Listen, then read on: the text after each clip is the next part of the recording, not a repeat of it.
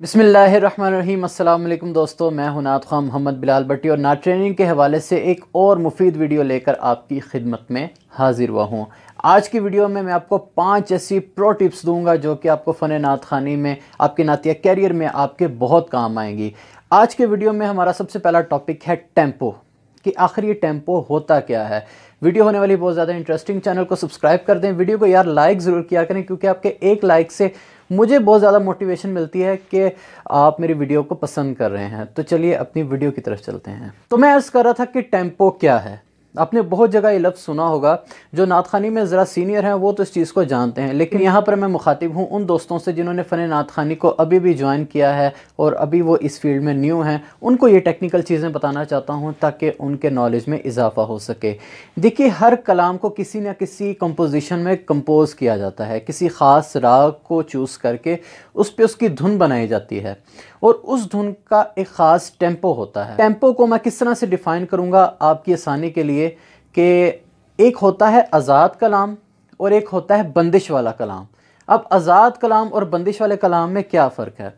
बंदिश वाला जो कलाम होता है उसको आप टेम्पो के बगैर नहीं पढ़ सकते। अगर आप टेम्पो से आउट हुए तो आप सुर से आउट हो जाएंगे और आपकी थ्रू आउट परफॉर्मेंस ख़राब हो जाएगी। तो बंदिश वाले कलाम में आप पर ये पाबंदी होती है कि आपने टेम्पो से बाहर नहीं होना।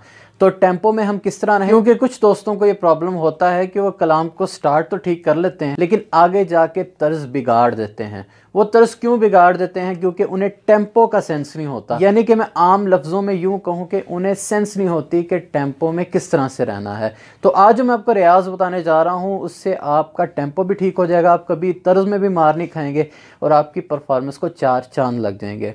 इसके लिए आपने वीडियो पूरी देखनी है, फिर आपको समझ में आएगी। तो सबसे पहले मैं आपको बताता हूँ कि टेम्पो वाला कलाम कौन सा होता है। फॉर एग्जाम्पल, हम अगर कोई अवामी कलाम पढ़ रहे हैं, मिसाल के तौर पर या नबी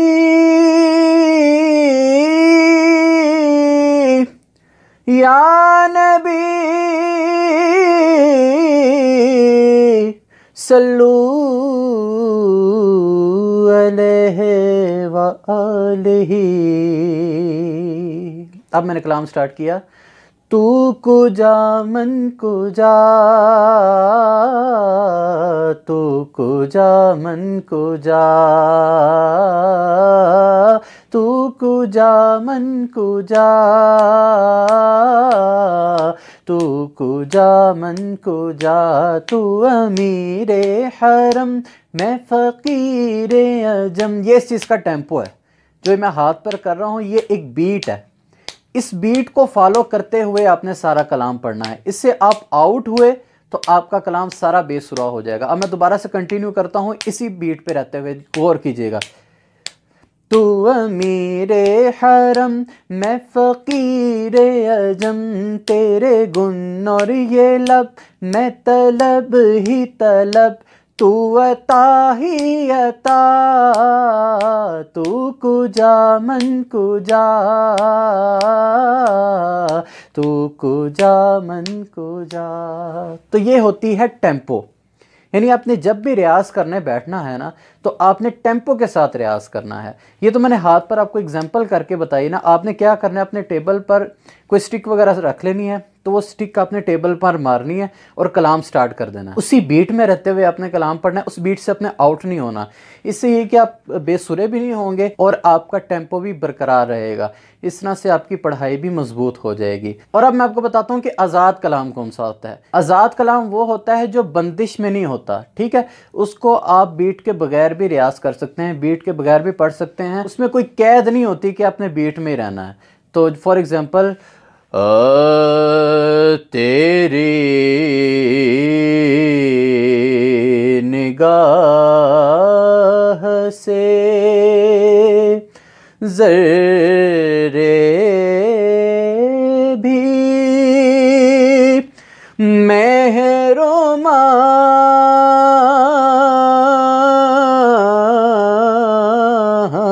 बने।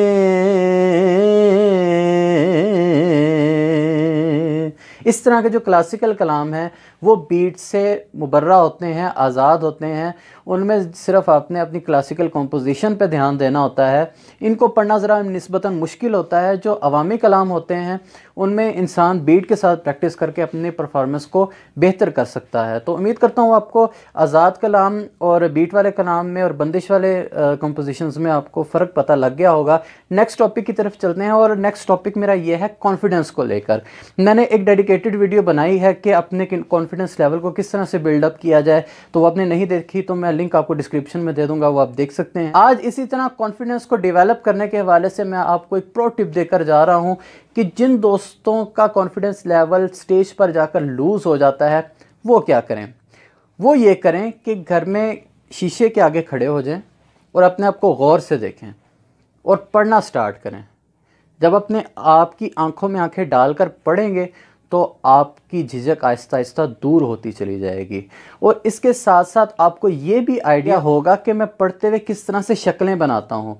आप अपना अंदाज भी बेहतर कर पाएंगे, क्योंकि आवाज़ के साथ साथ आपकी बॉडी लैंग्वेज भी बहुत मैटर करती है कि आया पढ़ते हुए आपका मुंह ज़्यादा बिगड़ तो नहीं रहा।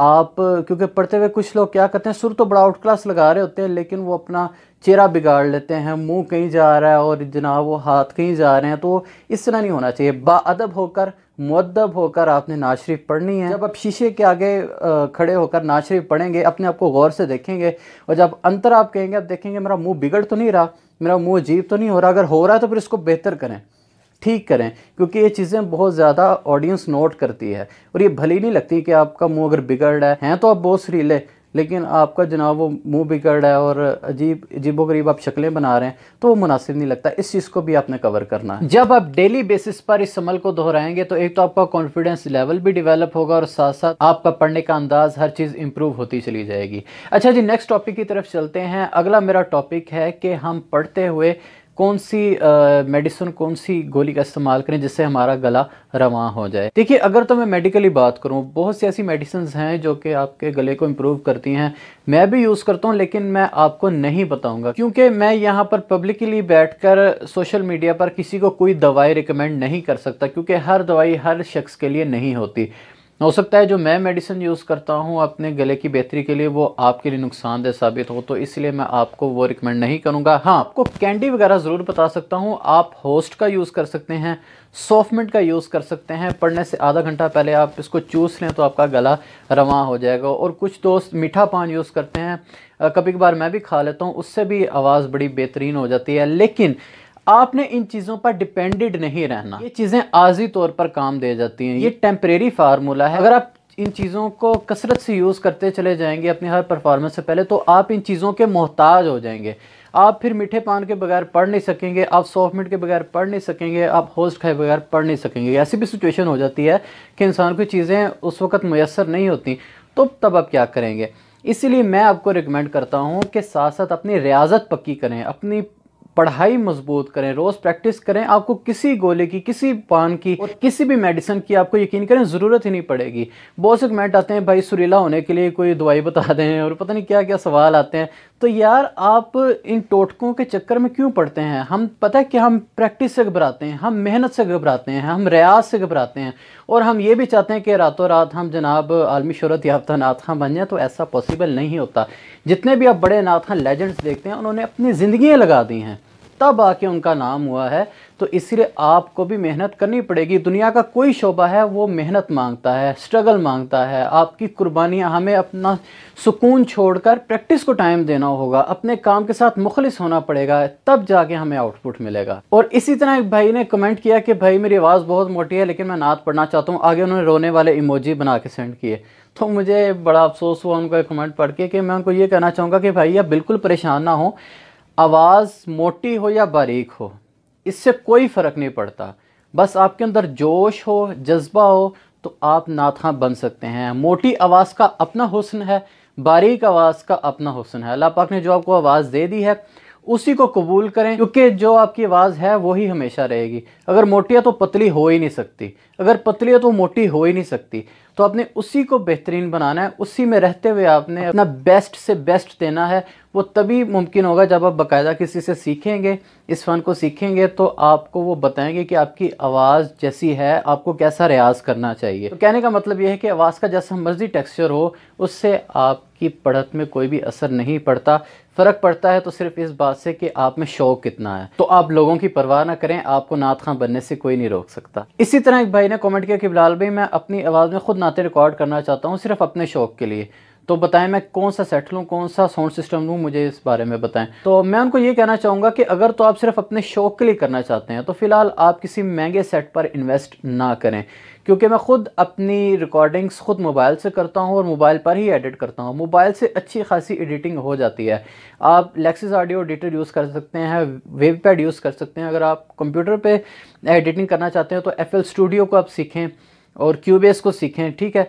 तो आप एक रॉ वोकल को अच्छा खासा ग्रूम कर सकते हैं। तो आपको किसी भी फ़िलहाल स्टार्टिंग लेवल पर किसी किस्म के बड़े साउंड सिस्टम की ज़रूरत नहीं है। हाँ, अगर आपने प्रोफेशनली काम करना है और एक स्टूडियो क्रिएट करना है, उसमें आपको फिर इन्वेस्ट करना पड़ेगा। उम्मीद करता हूँ आज की वीडियो आपके लिए बहुत ज़्यादा हेल्पफुल साबित हुई होगी। कमेंट सेक्शन में बताएं कि आपने इससे क्या कुछ सीखा। नेक्स्ट वीडियो किस टॉपिक पर होनी चाहिए वो भी मुझे ज़रूर बताइएगा।